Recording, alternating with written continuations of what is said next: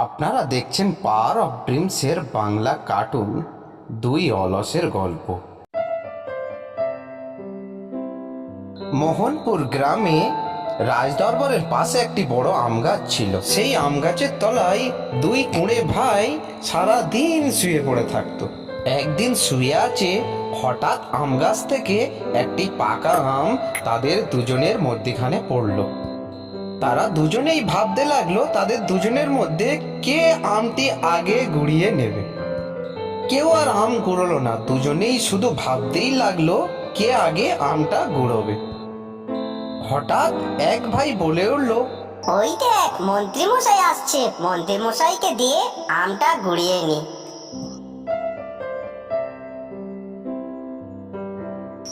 ও মন্ত্রী মশাই, ও মন্ত্রী মশাই, কোথায় যাচ্ছেন? একটু আমাদের এই আমটা গুড়িয়ে দাও না, বড্ড বিরক্ত লাগে। এত কষ্ট ভালো লাগে না, আমটা গুড়িয়ে দিলে পেট পুরে খেতাম। মন্ত্রী মশাই কিছু না বলে সেখান থেকে চুপচাপ চলে গেল। মন্ত্রী মশাই ঠিক করলো এদের মাদের একবার বলা দরকার। তাই মন্ত্রী মশাই তাদের বাড়ির কাছে এসে তার মায়ের কাছে সমস্ত কথা বলতে লাগলো। ও বুড়িমা, ও বুড়িমা, আপনার দুটো ছেলে একটা আম গাছের গোড়ায় বসে আছে, আমাকে বলে কিনা আমটা গুড়িয়ে দিতে। বাবা বাবা, আমিও খুব দুশ্চিন্তায় আছি, কি করব ভেবে উঠতে পারছি না। ঠিক আছে, তোমাকে কোনো চিন্তা করতে হবে না বুড়িমা, আমি এর একটা ব্যবস্থা করছি। কাল সকাল সকাল ওদের দুজনকে রাজদরবারে পাঠিয়ে দিও।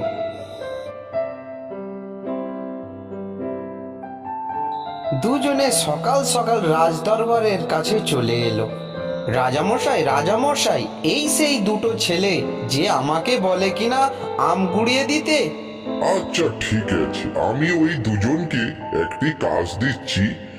আমার একটি মূল্যবান ধাতু আছে, ওটি ওরা চৈকি দিয়ে রাখবে, এটাই ওদের কাজ। তারা দুই ভাই গল্প করতে করতে সেই সিন্দুকের পাশে বসে আছে।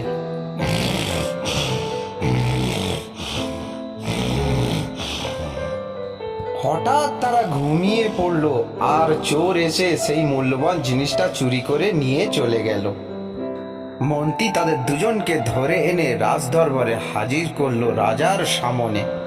রাজা তখন বললেন, এদের কঠোরভাবে শাস্তি দিতে হবে, এদের দুজনের জন্যই আমার মূল্যবান ধাতুটি চুরি হয়েছে। তখন দুই ভাইয়ের মধ্যে এক ভাই বলে উঠল, রাজামশাই, রাজামশাই, আমাদের ভুল হয়েছে, আমাদের ক্ষমা করে দিন, আমাদের জন্যই আপনার মূল্যবান জিনিসটা চুরি হয়েছে, আমরা আর কুড়েমি করব না, আমাদের দয়া করে ক্ষমা করে দিন প্লিজ। আচ্ছা আচ্ছা ঠিক আছে ঠিক আছে, আমি না হয় তোমাদের ক্ষমা করে দিলাম, কিন্তু এরকম কুড়েমি করা আর কিন্তু চলবে না। আরো নিত্য নতুন গল্প পেতে আমাদের চ্যানেলটি সাবস্ক্রাইব করে দিন আর ভিডিওতে একটি লাইক করে দিন প্লিজ প্লিজ প্লিজ।